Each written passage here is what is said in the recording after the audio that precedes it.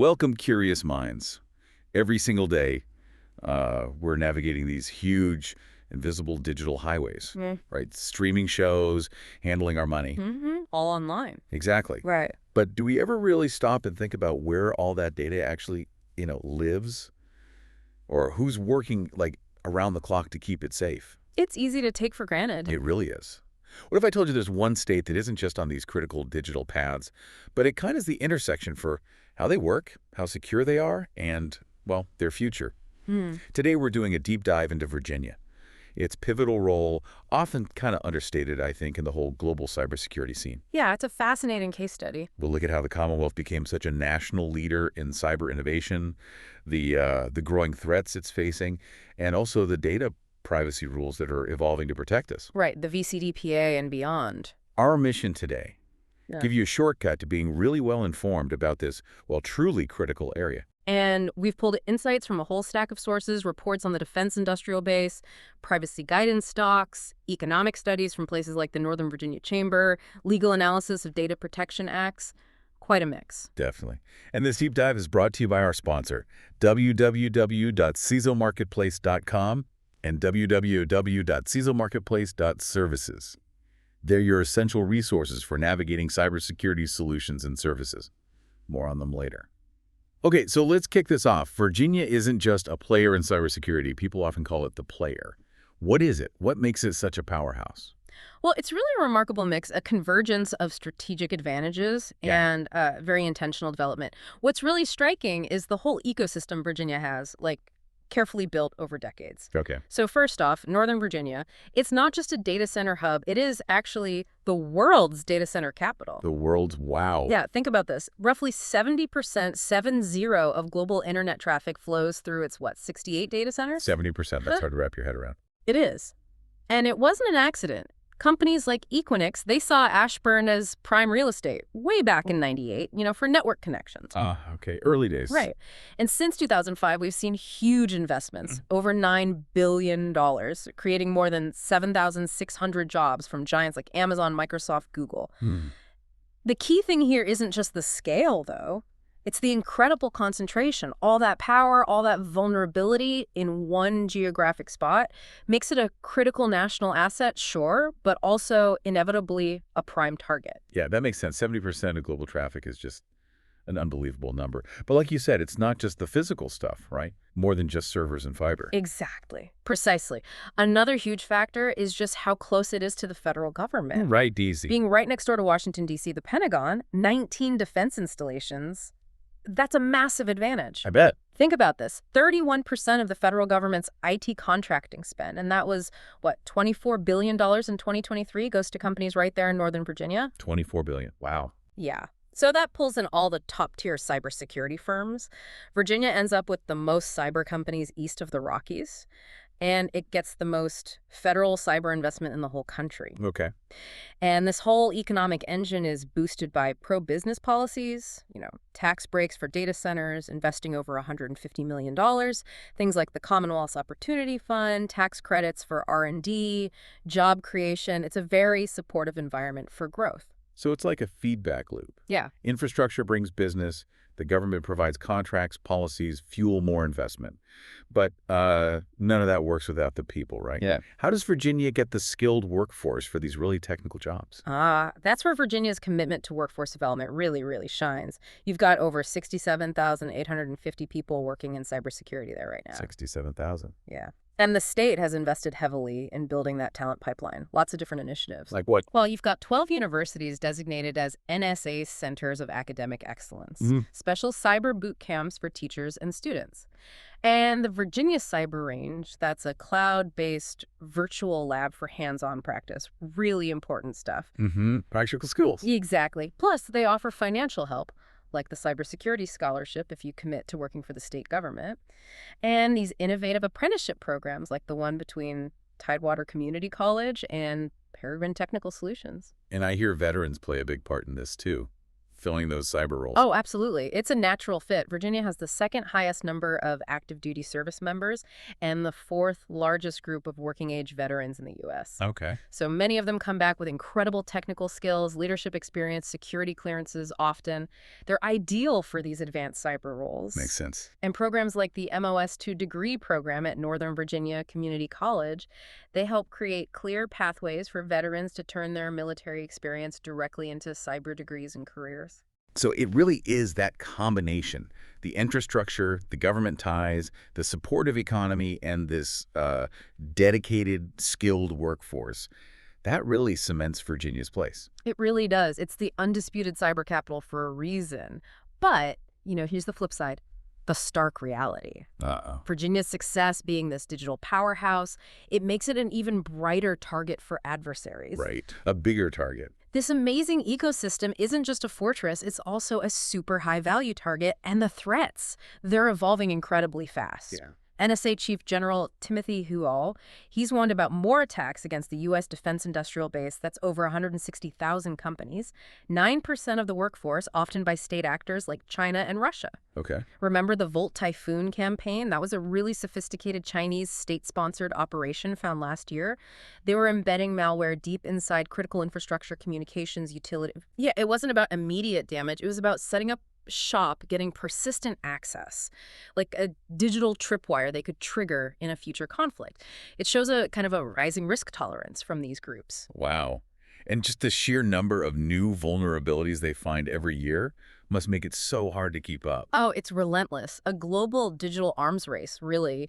Researchers identify over 20,000 distinct cybersecurity vulnerabilities every single year. Last year, it was 29,000. 29,000. Yeah. It feels less like whack-a-mole and more like the moles have, I don't know, invented laser drills or something. It's not static, it's accelerating. Yeah. And that acceleration, it's being supercharged by artificial intelligence. Yes, AI. And this is where it gets really tricky, isn't it? Because AI, the thing that could help automate defense, can also make attacks way more sophisticated, a real double-edged sword. Exactly. AI and machine learning, they're transforming both sides. Yeah. Offense, smarter, bigger, sneakier attacks. Defense, better threat detection, automated responses, predicting weaknesses faster than ever. The Pentagon sees this clearly. They're aiming to automate 75% of cybersecurity actions just to keep pace. 75%, yeah. And a key part of that defense strategy is the Department of Defense pushing hard on zero trust plans. Zero trust. Remind us what that means. Fundamentally, it means never trust, always verify. It's a security model where every user, every device, inside or outside the network, has to be authenticated and authorized before getting access to anything. Minimizes attack paths. Okay. By the end of 2025, Zero Trust network access should be rolled out across all DoD sites. They're streamlining data into these common data lakes so AI can analyze it better for defense. But even with all that amazing tech, the human element, that's still the weak spot, right? It absolutely remains a critical vulnerability. Despite all the tech, social engineering, phishing attacks, they still work remarkably well because they prey on human trust, human error. Yeah, the classic click on the link problem. Exactly. So creating a strong cyber culture of security isn't just about, watching an annual training video. It's about fostering a mindset where security is everyone's job. Spotting weird emails, handling data carefully, making it part of the daily routine. Right, embedding it. And we also have to keep an eye on the horizon. Quantum computing. It poses this emerging long-term risk to our current encryption methods. So we need to start preparing now, developing quantum-resistant algorithms for the future. Okay, so the sheer volume, the sophistication of these attacks, it just hammers home how urgent the need is for really robust cybersecurity solutions for states, for businesses, for everyone. Absolutely. And this complex landscape is exactly why our sponsor today is so vital. This deep dive is proudly supported by www.cisomarketplace.com and www.cisomarketplace.services. In a world of constantly changing threats and complicated rules, they provide those crucial solutions and services organizations need to navigate the exact challenges we're talking about, making sure they have the tools and expertise to protect themselves. A really valuable resource in this climate.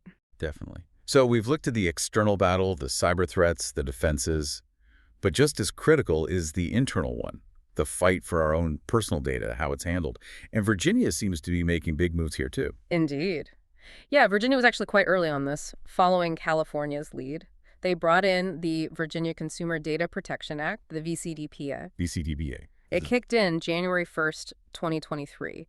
And it applies to businesses operating in Virginia or targeting Virginians if they process personal data for 100,000 or more consumers, or 25,000 consumers if over half their revenue comes from selling data. So it covers a fair few businesses. Yeah, it casts a pretty wide net over how companies handle data from Virginia residents. That sounds quite empowering for people. Yeah. What specific rights does the VCDPA actually give Virginians over their own, digital stuff? It gives them several key rights. They can access the data a business has on them. They can correct it if it's wrong. They can even ask to delete their personal data. Delete. And crucially, they get the right to opt out. Opt out of their data being processed for targeted ads, opt out of it being sold, or opt out of profiling that could have, significant legal or similar effects on them.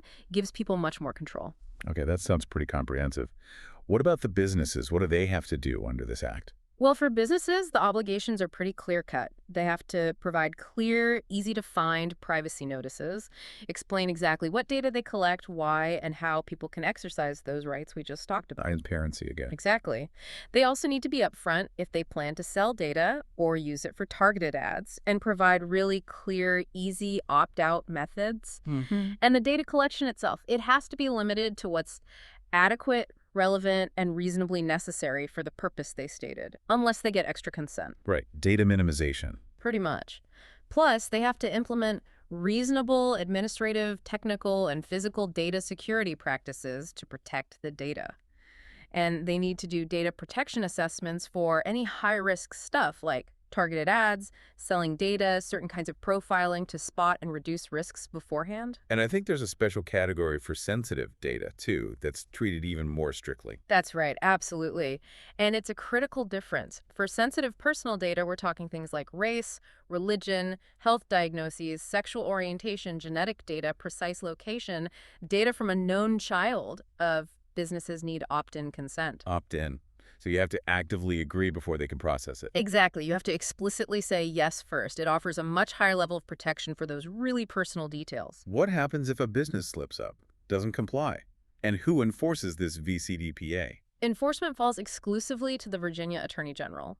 Individuals can't sue companies directly under this specific act. No private right of action. Correct. If the AG finds a violation, the business first gets a 30-day cure period to fix it. But if they don't, or the violations continue, the penalties can be pretty steep, up to $7,500 per violation. Okay, $7,500 per violation adds up fast. Now, it sounds like Virginia isn't stopping there. There are newer rules specifically targeting social media and minors. Adds another layer. That's right. And it really shows how fast this area of privacy law is moving. You have Senate Bill 854 coming into effect Jan 1, 2026. It puts new limits on social media platforms for minors defined as under 16. Under 16, okay. If a platform knows a user is under 16, it has to automatically put a 1-hour daily time limit on their use. And it has to give parents options with verifiable consent to change that limit. Wow, a default time limit. Yeah. And this follows Senate Bill 361, which starts Jan 1, 2025.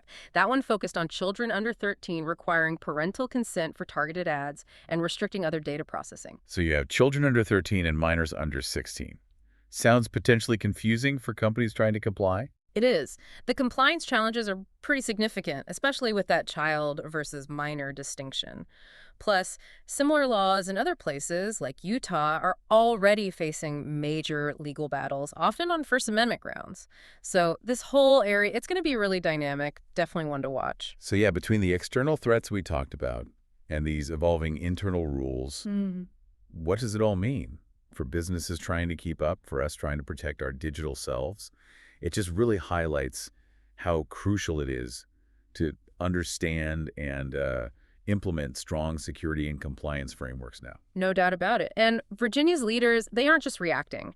They're actively planning what's next, especially knowing how much Northern Virginia has historically relied on those federal dollars. Right, the economic piece. Exactly. The NOVA Roadmap, it's officially called a call to action for Northern Virginia's economic growth, is a big part of this. The goal is to sort of reinvent the region's economy, move beyond those federal roots by July 2025. Reinventing beyond federal money. That's a tall order. What new areas are they targeting? How are they planning to do it? Well, The roadmap zeroes in on boosting growth in what they call future-focused industries. Right. Things like AI and quantum computing, building on that data center hub they already have. Also, the space economy, leveraging assets like NASA Wallops down on the coast, biotech, semiconductors, robotics. Ambitious. It is. And the strategy isn't just naming sectors, it's about actively clustering tech hubs, trying to close innovation gaps by attracting more venture capital, supporting accelerators like Messier 37 they've already launched, like 39 cyber companies. Wow. And crucially, preparing the workforce with the new skills needed data center operations, secure infrastructure, automation, all that. But with that kind of growth, especially more data centers, Yeah.